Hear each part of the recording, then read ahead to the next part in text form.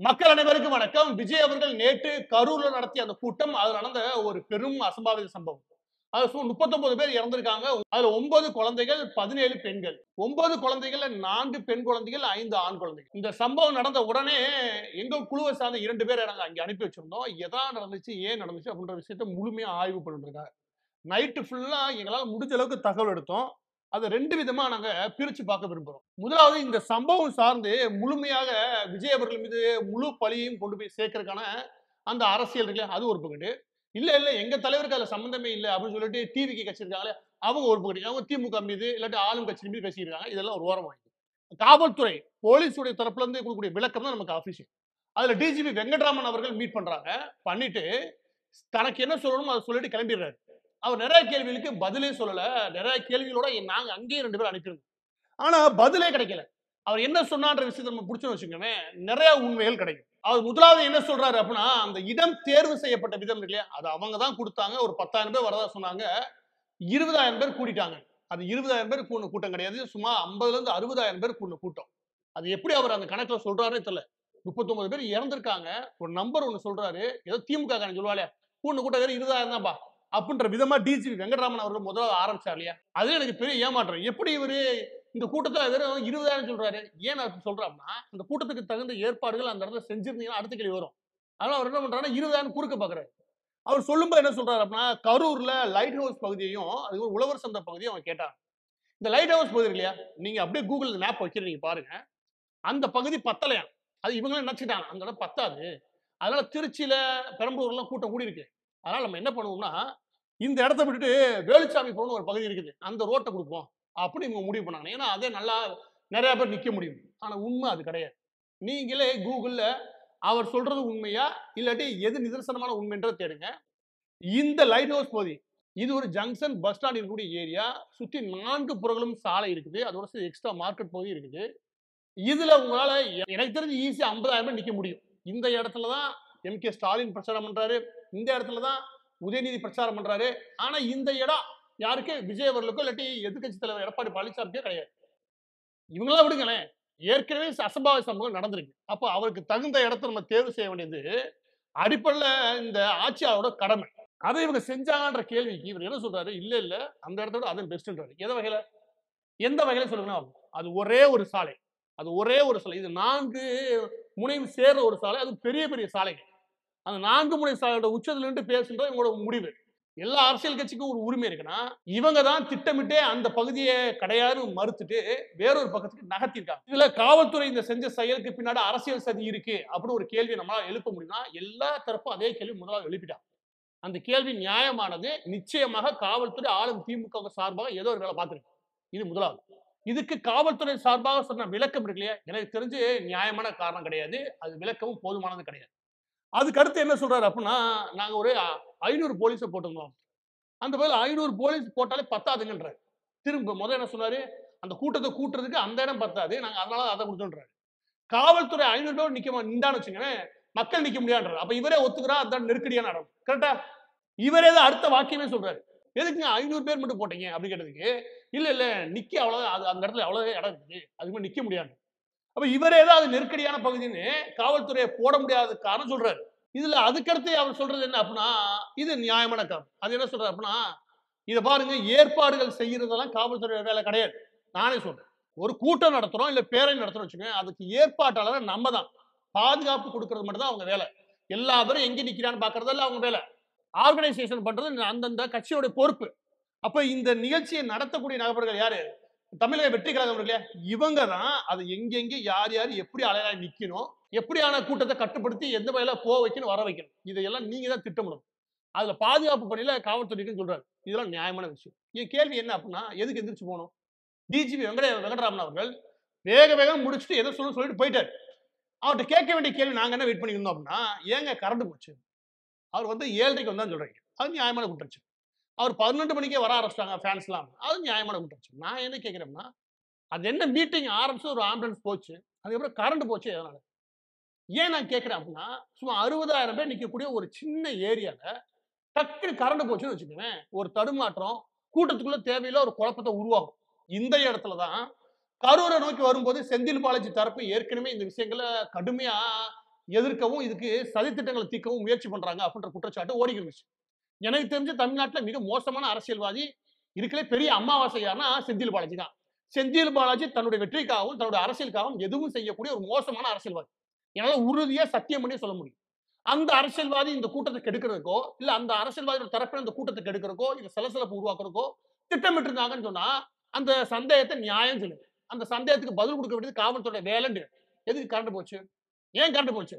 அதெல்லாம் பதில் சொல்ல நினைச்சு ஓடுறீங்க. அதுக்கப்புறம் ஆம்புலன்ஸ் போகாதனால தடியடி நடத்துறோம். நானு கரூர்ல விஜய் அவர்கள் என்ட்ரி ஆன இடத்துல இருந்து இருக்கக்கூடிய எல்லா ஃபுட்டேஜஸும் எடுங்கன்னு எங்க பசங்களுக்கு சொல்லியிருந்தேன். அங்க ஏதோ போட்டோக்கள் எல்லாத்தையும் வாங்கி பார்த்ததுல எங்களுக்கு தெரிஞ்சது என்னன்னா, வேற எந்த மாவட்டத்திலையும் வேற எந்த சுற்றுப்பயணத்திலும் இல்லாத அளவுக்கு இங்க விதிமீறல்களை மீற விட்டுருக்காங்க. தமிழக வெற்றி கழகத்தை நடத்திட்டு போறாங்க. வேணும்னே பண்ணிருக்காங்க. இந்த இடத்துல பேனர் வைக்கிறாங்க, அந்த இடத்துல 30 பேனரோட வச்சுட்டு போறாங்க. எல்லா இடத்துலயும் கொடியை கட்டு எல்லாத்தையும் அனுமதிச்சிருக்காங்க. இவங்களுக்கு என்னன்னே தெரியல. இந்த தமிழக வெற்றி கழகம் அரசியல்வாதிகள் கூட்டமே கிடையாதுன்றது எப்ப தெரிஞ்சோம்னா, கண்மூடித்தனமா அந்த கரூருக்குள்ள என்றார்களே அந்த இடத்துல இந்த பேனர்ஸ் அந்த ரவுண்டான வச்சிருக்கிறது எல்லாம் பார்த்தீங்கன்னு வச்சுக்கோங்க, இது இது ஆபத்து உறுதியா உருவாகும். அதை பார்த்தாலே தெரியுது. அதோட கொடுமை என்ன, அவர் உள்ள வராரு, அது வரைக்கும் காவல்துறை நிக்கிறாங்க. அப்படியே திறந்து விட்டானுங்க. காவல்துறை திறந்து குடு குடு குடுக்குன்னு ஓடுறானுங்க. இந்த கூட்டம் ஓடுறது ஏற்பாடு பண்ணது தமிழக வெற்றி கழகம் தான். ஆனா அங்கேயே நீங்க லத்தி சார்ஜை போட்டுன்னு வச்சுக்கோங்க, இவன் சரியா வந்துட்டேன். ஏன்னா இவன் ஃபேன்ஸ், நீங்க மூளை இல்லாம தான் தீராங்க. நான் அடியை போட்டு ஒழுக்கத்துக்கு கொண்டு வந்துருக்க முடியும்.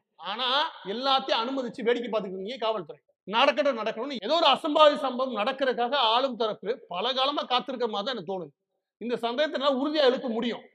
காரணமே கரண்ட் போனதான். இதற்கிடையே தமிழக வெற்றி கழகத்தை சேர்ந்த 4 பேர் மீது வழக்கு பதிவு செய்துள்ளது காவல்துறை.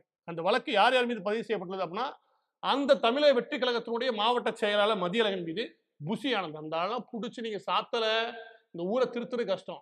அந்த அவன் இந்த லாட்டரி மாட்டினி இந்த ஆளுகள்லாம் நீங்க வச்சு சாத்தலன்னு வச்சுக்கோங்க, இந்த ஊரை காப்பாத்துற கஷ்டம். அதுக்கப்புறம் நிர்மல்குமார் நண்பர் தான், நிர்மல்குமார், அதுக்கப்புறம் இன்னும் பலர் அப்படின்னு சொல்லி 4 பேர் சேர்ந்தாங்க. அதுல A1 குற்றவாளி அந்த மாவட்ட செயலாளர், 2வது A2 வந்து புசி ஆனந்த், A3 வந்து நிர்மல்குமார் அவங்க. இவங்க 3 பேர் மீதும் கொலைக்கு நிகரான குற்றத்தை ஈடுபடுது.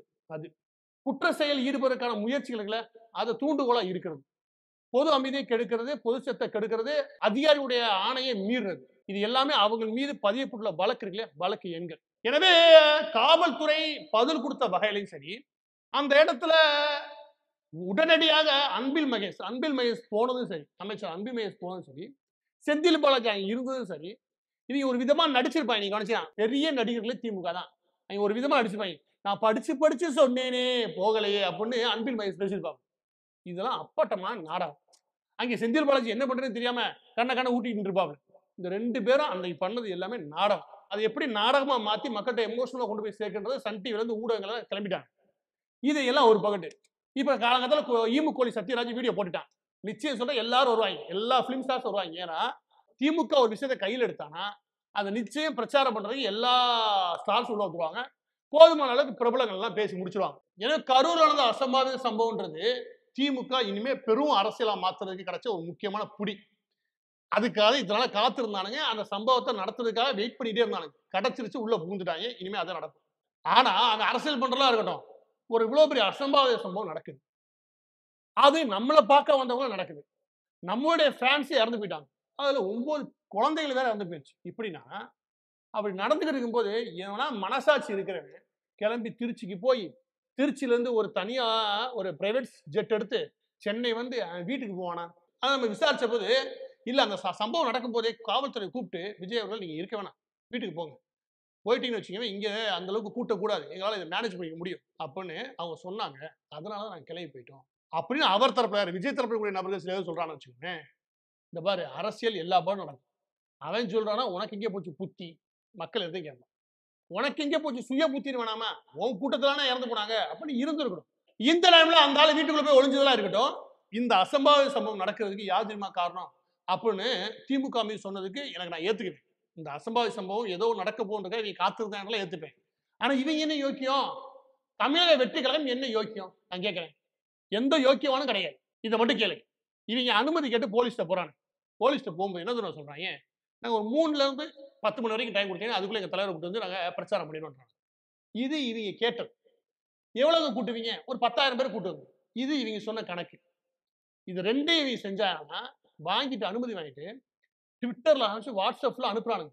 என்னன்னு எல்லாரும் 11 டு 12 மணிக்கு வந்துருங்க, கரூர்ல வேலுசாமிபுரத்துக்கு வந்துருங்க, இந்த ரோட்ல நம்ம இருப்போம் அப்படின்னு எல்லா பேருக்கும் அனுப்புறானுங்க. எல்லா ரசிகருமே 11 மணிக்கு வர ஆரம்பிச்சிட்டாங்க. 12 மணிக்கு ஏற்கனவே முழு கூட்டம் வந்துருச்சு. 12 மணிக்கு உச்சி வெயில் ஏற்கனவே 35 டிகிரி நடக்குது. 35 டிகிரில ஆரம்பிக்கிற அந்த கூட்டம் 7 மணி நேரம் காத்திருச்சுன்னா என்ன நடக்கும்? இதே குற்றச்சாட்டு தான் நம்ம மதுரையிலும் சொன்னோம். விஜயும், விஜய் தரப்பினருக்கும் கூட்டம் கூட்டுறதுல வெறி இருக்குது. அதுக்காக ரசிகர்களை பயன்படுத்த முயற்சி பண்ணும்போது, அவங்களுடைய நலன் சம்பந்தப்பட்ட விஷயத்த யோசிக்கிறதே கிடையாது. இந்த கூட்டத்தை நான் கேட்டப்ப, எப்படி இவ்வளவு கூட்டம் வருது? எத வச்சு நீங்க ஆர்கனைஸ் பண்றீங்கன்னு கேட்டப்ப, இந்த புஷி ஆனந்த், அது வந்து லாட்டரி மார்ட்டின் ஆதவ ஆர்ஜுனகா இவங்க வேலை என்ன அப்படின்னா, ஒரு 2000 இருந்து 5000 துணி என்னது அந்த டிவிக்கு கொடி இருக்குல்ல துணி, துண்டு போடுற துணி. துண்ட வாங்கி அனுப்பி விடுறது. அது 1. 2வது என்னன்னா வாகனங்களை ஏற்பாடு பண்றது. ஏற்பாடு பண்ணி இப்ப கரூர்னு வச்சுக்கோங்க. கரூர்ல நீங்க இறந்து போனவங்க லிஸ்ட்ல கவனிச்சு வச்சுக்கோங்க. திருப்பூர், சேலம், ஈரோடு இந்த பகுதிகளுக்கு இறந்து இருப்பாங்க. எனவே இவங்க கூட்டம் கூட்டும் போது கூட்டம் பத்தாம போயிடக்கூடாது. எனவே ஒரு 20,000 பேர் கூடுறாங்கன்னா நம்ம ஒரு 50,000 பேர் கூட்டிடணும். இதுக்காக மெனக்கெட்டு வாட்ஸ்அப்ல ஒரு வாரம் உட்காந்து பிரச்சாரம் பண்றாங்க. யாரு இந்த புசியார்னு ஒருத்தன் தெரியாம பாருங்க, பாண்டிச்சேரியில இருந்து ஒருத்தன் வந்து அவன் ஊரெல்லாம் எப்படியாவது அந்த நிர்வாகிகளை பிடிச்சு கூட்டி வாங்க கூட்டி வாங்க.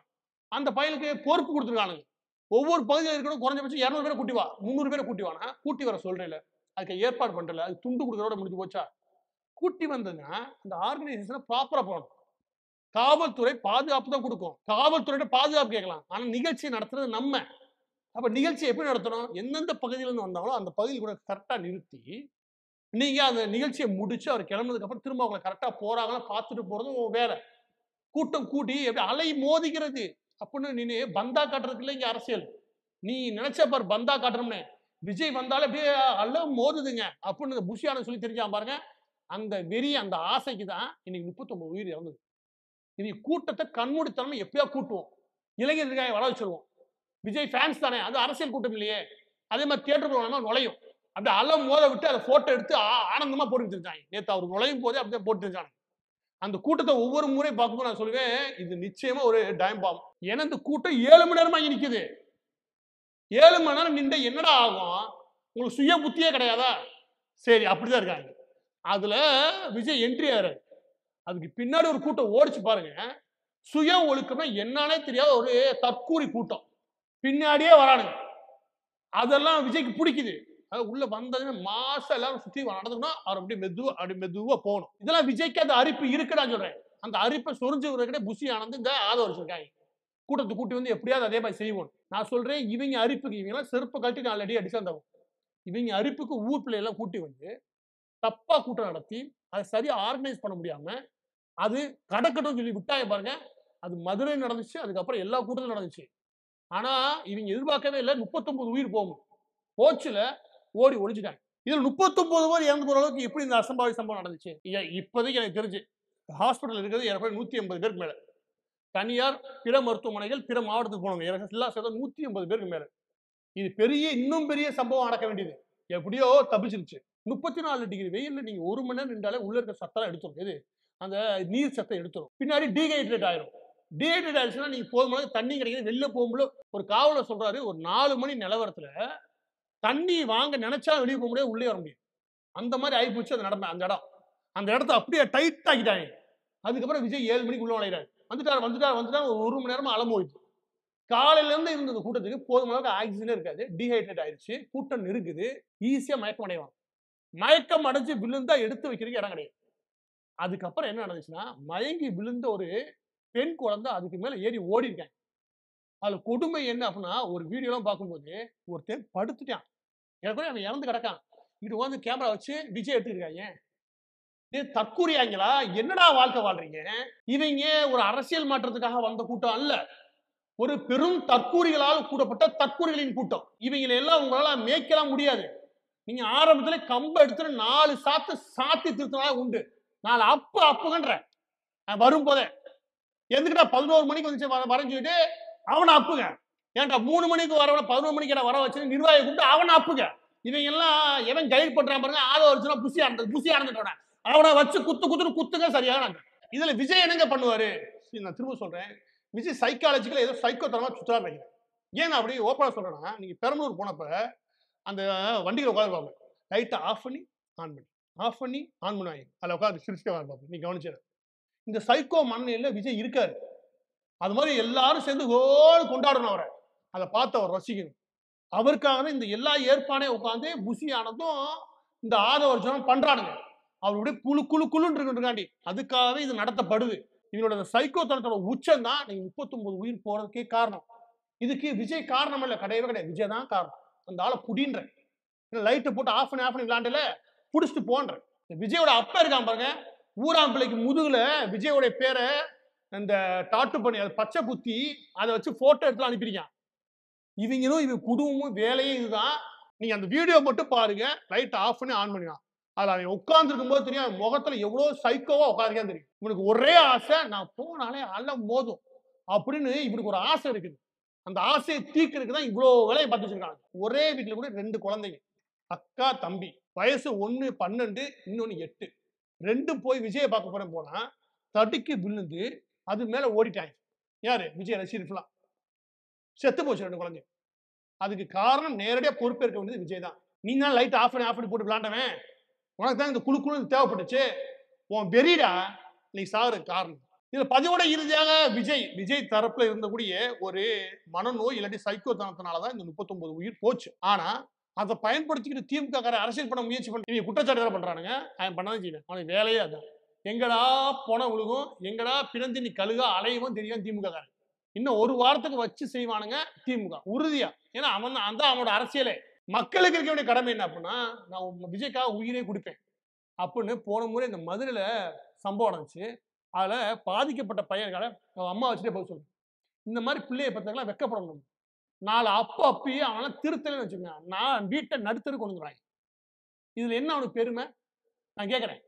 அந்த கும்பல் தான் அங்கே போயிருந்துச்சு. அந்த அதே கும்பல் தான் இந்த கரூருக்கு போய் எங்க அண்ணனுக்காக உயிரை கொடுப்போம். ஏன்னா குழந்தைய ஏடா கூட்டி வரீங்க, மதுரையில நம்ம சொல்லியிருந்தோம். மதுரையில எதுக்காக குழந்தைய கூட்டி வரேன்னு சொல்லியிருக்கோம். மதுரையில் குழந்தைய தூக்கி மேலே தூக்கி போட்டுருப்பாங்க. அதுலேயே சொல்ல எதுக்கு குழந்தைய கூட்டி வர, நீ சாவு நாயே, குழந்தை எதுக்கு தூக்கிட்டு வர அப்படின்னு சொல்லி. இவங்க என்ன சொல்றாங்க காலைல, இது இங்க வந்துட்டு விஜய் மாமா வராரு, ஆனா என் குழந்தைய தூக்கிட்டு வந்தேன் சொல்றேன். ஏங்க அதுக்குள்ள வந்துட்டீங்க கேட்டா, விஜய் அண்ணனுக்காக உயிரே கொடுப்பு போ கூடு. இந்த மாதிரி தற்கூரி அண்ணனை சாதாரண செய்வார். இந்த மாதிரி வீட்டுல இருக்கான்னு வச்சுக்கோங்க, அவெல்லாம் வீட்டுல ஒரு பெற்றோர்களை கம்ப கொண்டு அடிச்சு திருத்த முடியலையா, ஊருக்கு பாரமா வெளியே அனுப்பி வைக்காது. எனவே தமிழக வெற்றி கழகம்ன்ற இந்த விஜய் கட்சியே அல்ல. ஏன்னா அதே போய் எடப்பாடி பழனிசாமி நடத்திருக்காரு, மு.க. ஸ்டாலின் நடத்திருக்காங்க, இதே அளவுக்கான கூட்டத்தை கூட்டியிருக்காங்க. அவங்களாம் அரசியல் கட்சி வந்தாங்க, அரசியல் கட்சி நடத்த தெரியுது, அதை எப்படி ஆர்கனைஸ் பண்ணணும் தெரியுது, நடத்தி முடிச்சு போயிட்டாங்க. இது அரசியல் கட்சியே கிடையாது. ஒரு ஜாம்பி கூட்டத்தை கூட்டி தெரியாப்புல விஜய், அவர் அதுதான் அரசியல் நினைச்சுட்டு தெரியாது. அந்த ஆளோட சைக்கோ தனக்கு தான் இவ்வளவு வருஷம் நடந்துச்சு. நீ பொறுப்பேற்க வேண்டிய ஒரு கூட்டத்துல ஒரு அசம்பாவிதம் நடந்திருக்கு, அதுக்கு பொறுப்பேற்காம தட்டி கழிச்சுட்டு உன் வீட்டுக்குள்ள போய் ஒளிஞ்சுக்கிறேன்னா நீ வேற என்ன இங்க கிழிச்சிட முடியும் நான் கேட்கிறேன். எனவே விஜய் ஓடி போய் வீட்டுல உட்கார்ந்தாரு பாருங்க, அதை விட ஒரு வெக்கக்கேடான செயல் எதுவுமே கிடையாது. அரசியல்வாதியாக விஜய் இருக்கிறதுக்கு எந்தவித தகுதியும் இல்லாத முதல் குணமே அதுதான். எனவே 2 ஆண்டுகளுக்கு முன்னாடி தொடங்கப்பட்ட டிவிக்கு தமிழக வெற்றி கழகம்ன்றது நேற்றைய தினத்துல ஊத்தி மூடியாச்சுன்னு சொல்லுவோம். ஏன்னா மக்கள் எத்தனை கொந்தளிச்சு போயிருக்கானுங்க. அதுக்கு ஒரே காரணம் அங்க நடந்த அசம்பாவிதங்கள்லாம் கிடையாது. அது நடந்துருச்சு தெரிஞ்சு விஜய் ஓடினாரு பாருங்க, எஸ்கேப் அப்படின்னு அதுதான்.